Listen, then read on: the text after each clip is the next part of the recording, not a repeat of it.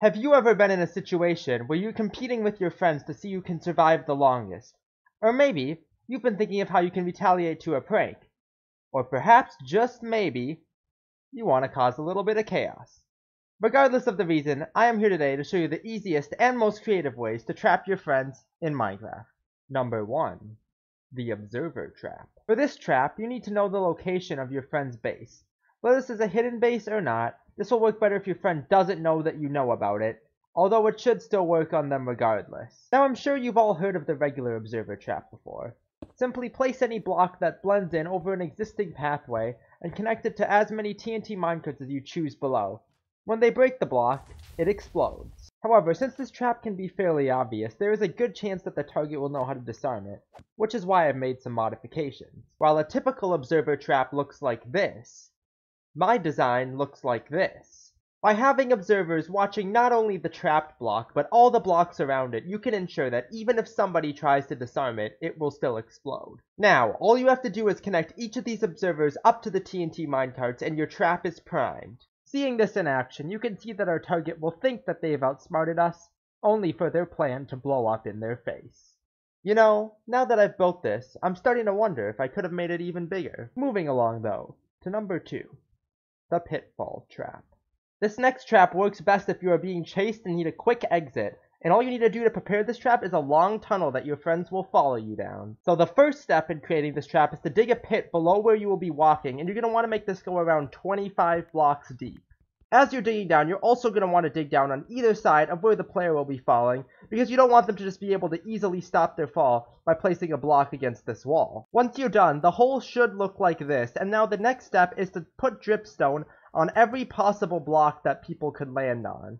Now, since dripstone multiplies fall damage, you don't have to dig the pit as deep if you put dripstone at the bottom, but I've chose to dig it deep and put dripstone at the bottom, just so I can demonstrate to you how this works. Now, once every block has been covered in dripstone, the trap should look like this. Once the pit has been prepared, head back up to the top of the tunnel, and go to the very end of it and place down a lever. Next, you're going to want to put a redstone line behind this lever so that when you power the lever, it can power a piston placed here. Then you're going to want to power the piston, and connect a sign to it, and connect signs to this original sign so that every block in this hallway has a sign underneath it. And as you're placing these signs, you can even leave a nice message on one for your friends to see as they fall. And once you've placed all the signs in, your hallway should be looking like this. And finally, you're going to want to place some gravel blocks carefully on top of all of these signs until the whole hallway has a floor of gravel blocks. And with that, the trap is complete. For extra effect, you can even add gravel around the entrance to your tunnel, so when people are chasing you down, if they think that you just mined through a gravel deposit when you originally created this tunnel, and not notice the gravel on the floor. And when put into practice, it just looks like this. So all you have to do if you're being chased is run down the tunnel, pull the lever, and everybody behind you will fall into the dripstone trap. Number 3. The Faulty Stairway. Now, if you didn't get enough falling from the previous trap before, do I have the trap for you? Now, this one is slightly more risky and less likely to work, but it has an easier setup, which can be a good trade-off if you're looking to make a trap in a quick amount of time. All you need to start this trap is to find a long staircase in your friend's base, and this will usually be something like a mine, so look out for something like this. Once you find a staircase to trap, just dig out 2 of these stair blocks and then place them further back by 1 block.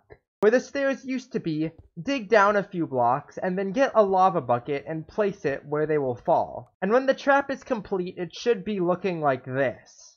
And as you can see, looking up the staircase, it's hard to even notice the trap is there, and if your friend is just running up the stairs like this, there's a good chance that they will not notice and fall directly into the trap. However, if your target is walking down the stairs from the top, there's a good chance they'll just go directly over where the hole is and miss the trap entirely, and that's part of the trade-off of having a trap that's so easy to build. Alright, I've been thinking, and you know what? The 3x3 observer trap just isn't big enough. After all, what if the person you're trying to trap saw this video or just decided to be cautious while digging around the observer? That's why I've created this. With the 5x5 observer trap, even if your target breaks around the 3x3 observers, the additional row of observers will trigger and activate the TNT. Although, you know, someone could still break under these observers as well. I'll have to get back to you on that. Number 4. The Anvil Trap. Now, I'll admit this next trap is a bit of a stretch, and your target has to be very gullible for this to work. But hear me out. To start, you're going to want to find a hill or a high elevation area where you will be able to construct this trap. Once you've found a spot, you're going to want to build a hidden slime block launcher inside of the mountain. To do this, simply place a piston with a slime block attached to it, and then 3 blocks above where the slime block will extend, place a block that will hold an anvil. Next, place a piston head so that when it extends, it will be able to reach the block that your anvil is on top of. Then, you're going to want to power this top piston with a redstone torch so that it is always extended until when you activate the trap and the piston will unextend. And once you've done that, your redstone should be looking like this. Next, you're going to want to put a trail of redstone behind the redstone torch and connect it to a button so that when you push the button, it activates this redstone, which unpowers this redstone torch and drops the anvil. Now, on the other side of this button, you're going to want to connect a redstone line all the way down to this piston down here that was connected to your slime block, and you're going to want to make sure it has a 10-tick repeater delay on it. So once you've done that, your redstone should be looking like this. So this is the original button that we used to unpower this piston, but now it also connects to this redstone line, which comes down here and connects to these repeaters in a 10-tick delay, and connects back to this piston here, which is connected to the slime block that will be launching our anvil. Once the redstone is complete, you're going to want to fire the machine once just to see where the anvil will land. Once you know which block the anvil landed on, you're going to want to mark it so that you know exactly what block your target has to be standing on them for them to die to this trap. Once you know which block you'll need your target to be standing on for this trap to work, the only thing left to do is decorate the area around it and also the trap up above so that it looks a little less suspicious and gives your target a reason to stand on this block. And I think this will work perfectly. 3 diamonds ahead. Oh, well, don't mind if I do. Let's see, what have we got here? Look up. What does that mean? Number 5. The TN tree. This next trap is a relatively simple trap with a huge payoff. And the best part is, your friends won't even see this one coming. To start, simply find a tree near your friend's base that you think they will cut down. If there aren't any trees nearby, you can just plant some of your own, as your friend will most likely be confused about where they came from and try to chop them down. Once you've chosen a tree, you're going to want to go to the top of it and break 1 leaf block and 1 log. Then, on top of the log, you're going to want to place 1 rail and a TNT minecart. Cover up the minecart with a leaf block, making the tree look exactly the same as it did when you started. Once you've done this, your trap is complete. And now, while it may appear obvious from up here, from below it is much harder to tell, and even harder if your target has their leaf textures turned down so they won't be able to see through these leaves. Remember that this is also scalable, so if you're really dedicated, you could trap every tree in a close vicinity to your friend's base to make sure this trap gets activated no matter what. Alright, I believe I've solved the issue with my previous observer trap design. After careful deliberation, I have decided that only one thing could be done to solve this critical flaw. Meet the 9x9 observer trap. Even if your target breaks around the 3x3 observer trap, there's an observer. Breaks around the 5x5, there's an observer. Breaks around the 7x7, observer. Total destruction guaranteed. Although, nope, that's enough. Moving on. Number 6. The pufferfish trap. This next trap has 2 variations, allowing you to customize it to better suit your needs. The first version is very simple and just involves finding a base your friend has, which has a floor that can be changed to slabs. So once you've found a floor that'll work for this trap, you're going to want to pick 1 block in particular to target, preferably one near the door so your target will walk over it.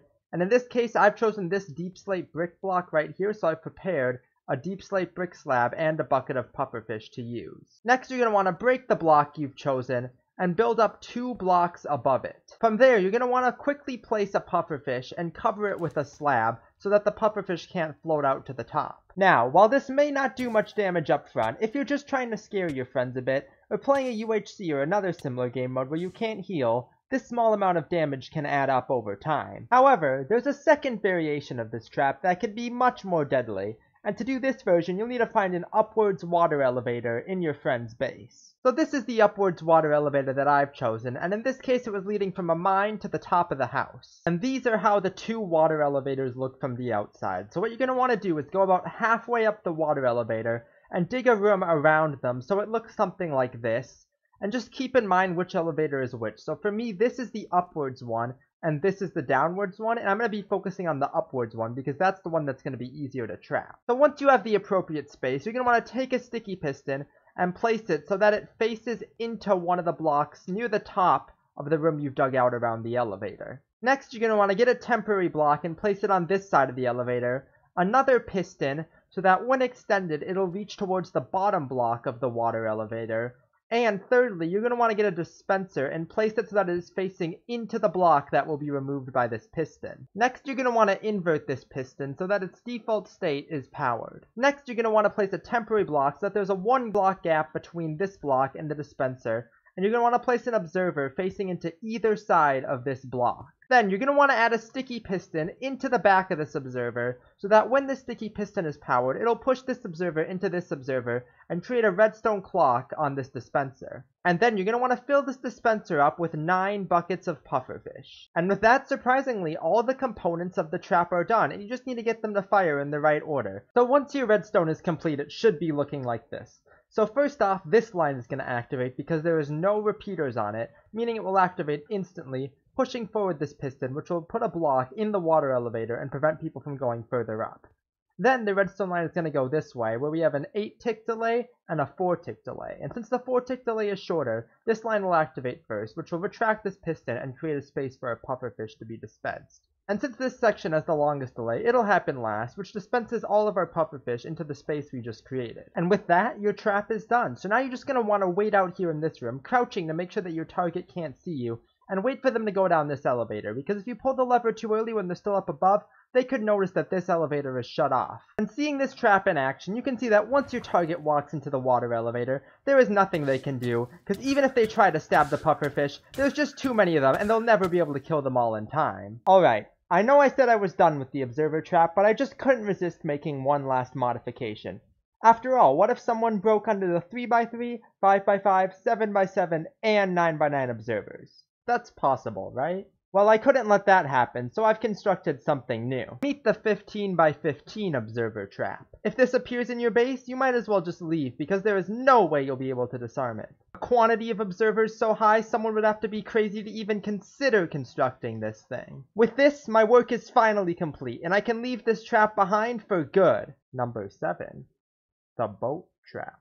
So we've reached the final trap of the video, and I've saved up an extra special trap to finish this off because this one will be taking us to the Nether. And the reason we're in the Nether today is because of this, an ice boat highway. Now these are great for transporting people long distances with boats in the Nether, except it also happens to be great for our next trap. And you may be thinking, how are we going to trap this? Maybe pistons on the side that take away the ice as you go by? Well, it turns out to be much simpler than that. So what you're going to want to do first is get to the center of the ice boat highway. Once you're in the center, you're going to want to break a 3-long hole into the packed ice. Now where the ice used to be, you're going to want to make a hole into lava similar to how I did it in the faulty stairway. And once you've done that, your trap should be looking like this. And this is what the trap looks like when it's put into action. As you can see, I barely have any time to react when I see the hole before I fall in directly in the lava where there is no escape. So thank you very much for watching. If you enjoyed the video, make sure to leave a like and... oh. Well, you're probably wondering what that shadow is.